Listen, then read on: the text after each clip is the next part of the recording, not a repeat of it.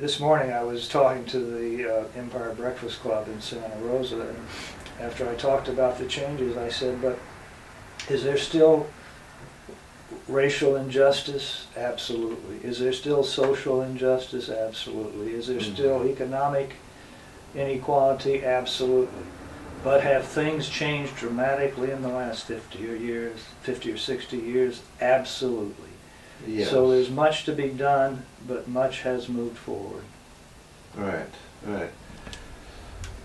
Well, we have the cover of an enlarged cover of your book, and there's photographs of 3 different people here who play significant roles in your book.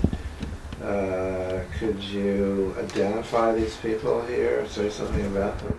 The one on the far right here is Clarence Norris, and that's the blow-up of Clarence. Yes.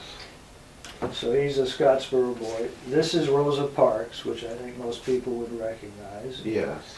And what I like about this photo is in the background is Martin Luther King Jr. Yes.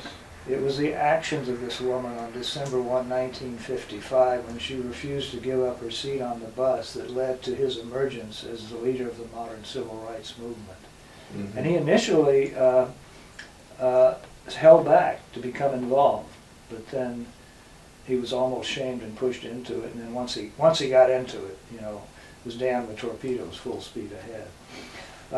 But she started to grow as an activist out of the Scottsboro Boys events. She married Raymond Parks, Rosa Parks, a year after the Scottsboro events started. And he was raising money for the defense of the Scottsboro Boys, and that's the way she learned about it. And she started growing as an activist out of that moment to that famous day in December 1, 1955. And this is my father, Waights Taylor Sr., who became the executive secretary of the Alabama Scottsboro Committee in 1936, 5 or 6. It was a group of white prominent Alabamians trying to ensure the Scottsboro Boys got a fair trial because they were getting anything but.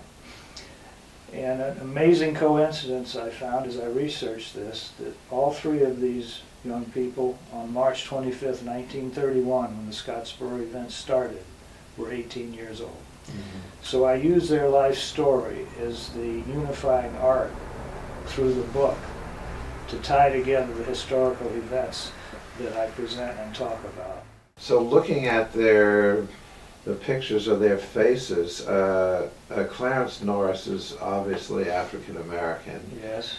But when I see your father's complexion and Rosa Parks' complexion, she almost could pass for white, I would say. She's pretty light-skinned. Well, her husband Raymond was so light that he did pass for white, and she first was not attracted to Raymond because he was so white. But she was light-skinned, yes, and I can't remember now. It was either her grandfather or great-grandfather was indentured Irishman who came to the U.S. and married an African American, and so that's another one of those connections between the races, both on a married and a related basis. Right. And of course, my father is English, Scottish background, so. I know, but he doesn't. I mean, his white shirt is whiter than his skin. He wouldn't have, Yeah, I guess so. Well, we call us white. You're not white like a piece of paper, that piece of paper in front of you. You're kind of cream colored or whatever you want to call it. And somebody else is other white person's a little different. So right. The names we use to distinguish as black, white, and so forth are in and of themselves not quite accurate, but that's what we've got. So I feel like I'm being very fortunate to be able to have a preview or advanced look at the novel that you're writing now, which is set in Alabama during the old days of segregation. Right. And I was thinking that writing the book gives you the opportunity to go back to that place and that time, and to another opportunity to describe it and explore it and to describe it. So, I mean, if there were things that maybe you felt you didn't fully cover or do justice to, you have another chance here. Well, that's true. It's a novel, and it's going to be a murder mystery of all things. At least that's what it's starting out to be. You know, as a writer, what you start out with isn't what you always finish with. Yes. But let's assume it stays on that track. And I wanted to do something completely different. I've written nonfiction and poetry to this point, and so I'm really jumping into deep water, maybe too deep for me, we'll see. You read the first couple of chapters, you said you enjoyed it, but that's just the start. I do want to bring out the racial issues, Mm-hmm. and they'll be very clear because they're part and parcel of the story. But the thing I do want to try to avoid in a novel is I don't want to get on a soapbox and be a preacher. Right. That, I think, for a novel and non-fiction generally, would put a lot of readers off. Now, I won't be bashful about some of the characters that I have will have positions where they can sort of be speaking for me, but it'll be done in that way, trying to hold the story tight together. Right. So when you have the characters speaking, like the black characters and the white characters, are they gonna be? I believe what I've read so far, some of them are speaking in dialect. Well, yes, and it's not all black characters are speaking in dialect, and all white characters are speaking very good English. Mm-hmm. It's mixed. There's some white characters that are very racist on the police force because it's a murder mystery, who are racist as the day is long, and they're pretty undereducated, and they speak with very poor grammar. And on the black side, I already introduced a couple of characters that speak very well because they're either college graduated or are in college.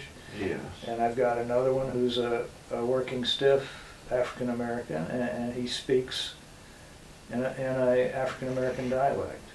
So it'll be appropriate to the character and how I'm trying to present them.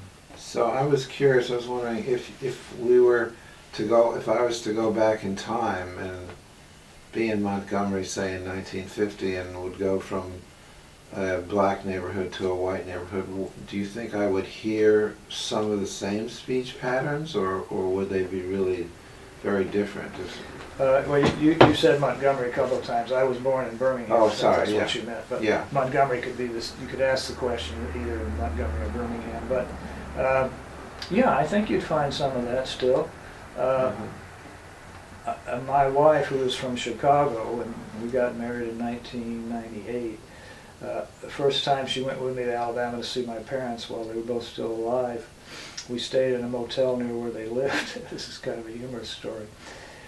And one morning we were getting up, and I was in the bathroom doing my bathroom things, and the phone rang, and she answered it, and I couldn't hear her, and then she came in to the bathroom and said, "Wait, you've got to talk to this woman. I can't understand a word she's saying."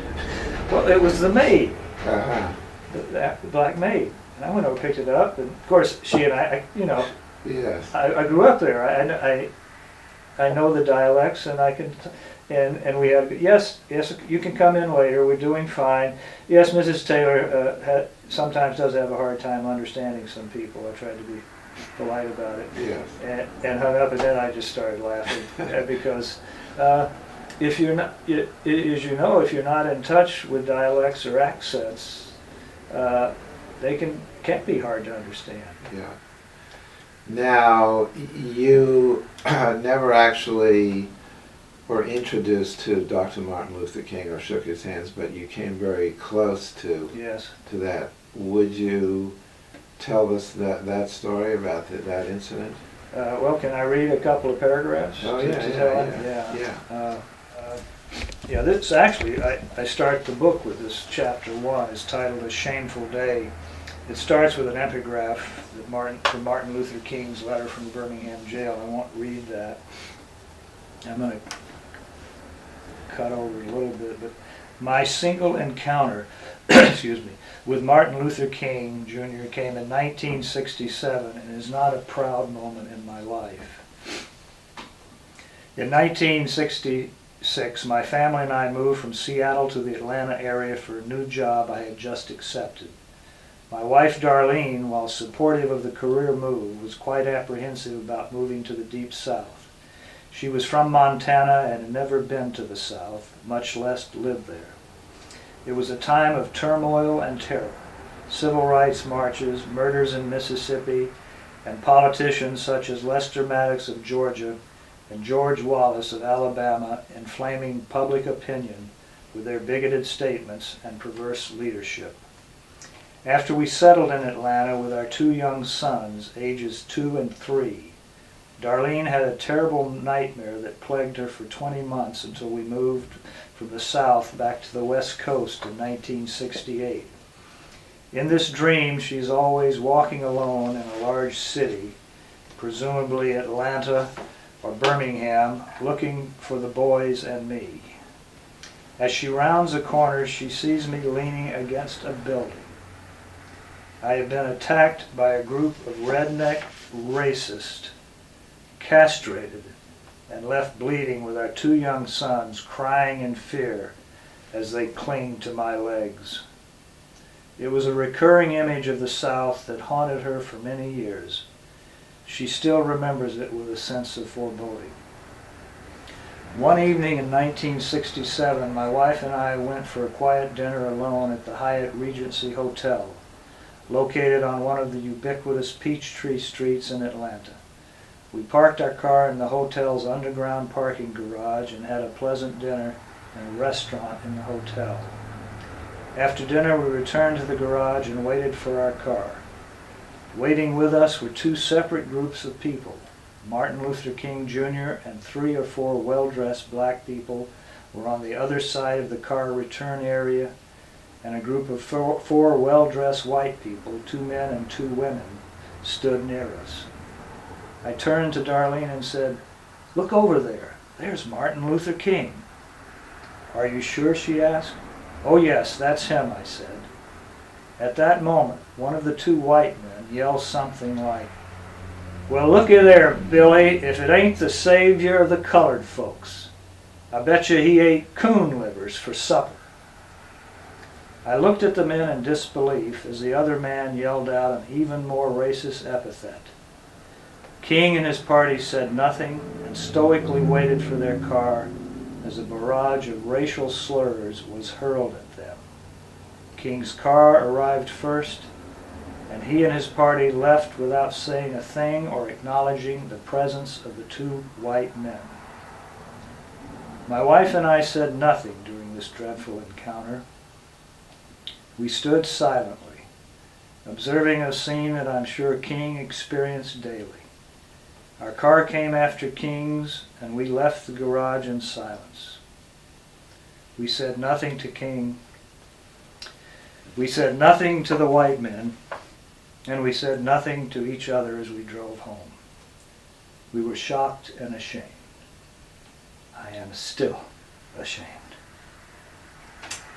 Thank you very much, Waights. Yeah. That's a very moving passage. Well, people have asked me, what could you have done, Waights? You know, the guys might have turned on you. And all of that's true. I don't know. I didn't. But what I do say is that there are moments in our lives, and I think we all have some of them, when we're called to bear witness. This was such a moment for me, and I failed it. I couldn't talk about that for almost 30 years. Putting in this book was hard for me, but I had to. Well, that's one of the great values of your book, is that you've breaking the silence and telling these stories that are painful, perhaps, to tell, but it's really helpful for all of us to hear these stories. Oh, I agree with you absolutely. So I want to thank you very much for writing this book and for breaking the silence and telling some wonderful stories about your family and about the South. Well, thank you, Jonah. It's been a pleasure talking to you.